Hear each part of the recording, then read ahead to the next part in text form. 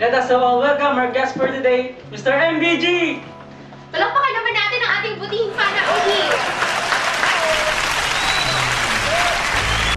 Good morning, Mr. MBG. Magandang umaga din po. Maraming salamat sa pagpapaunlak mo sa amin, Mr. MBG. Maaari niyo po bang ilahad ang pinagmulan ng inyong sakit?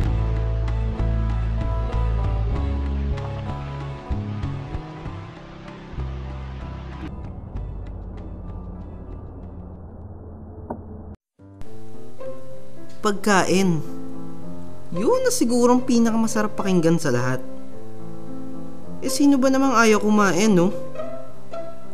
Kaya tulad ng iba, isa lang magpapagtahimik sa akin. Pagkain. Eto ang kwento ko.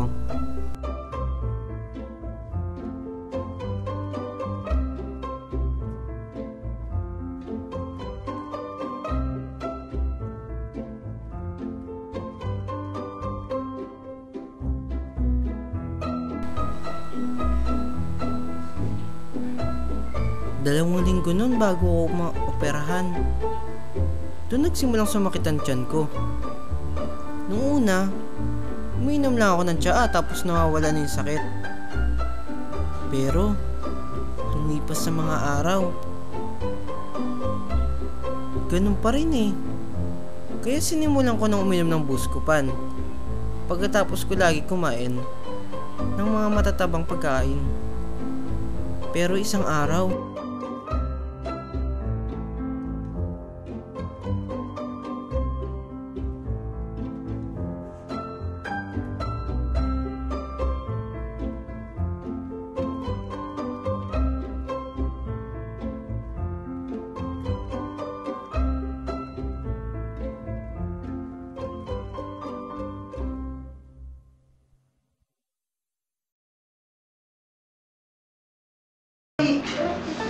Ay, Dok, Pangalan?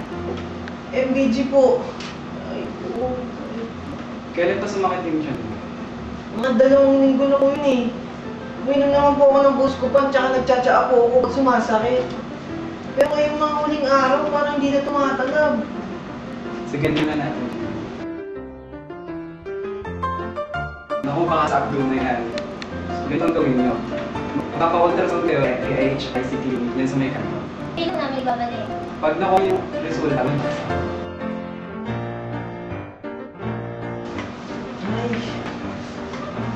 Ito na po yung result.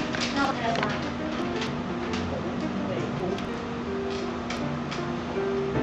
ayun, ayon dito sa ultrasound mo, namamaga ang abdomen mo dahil meron kang bagsak.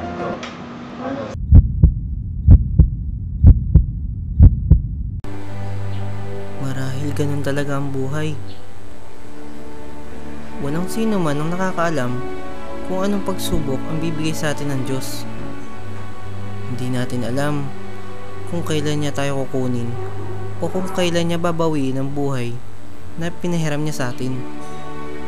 Siguro, kung bibigyan niya pa ako ng isang pang pagkakataon, gagawin ko ang lahat para maging isang mabuting tao.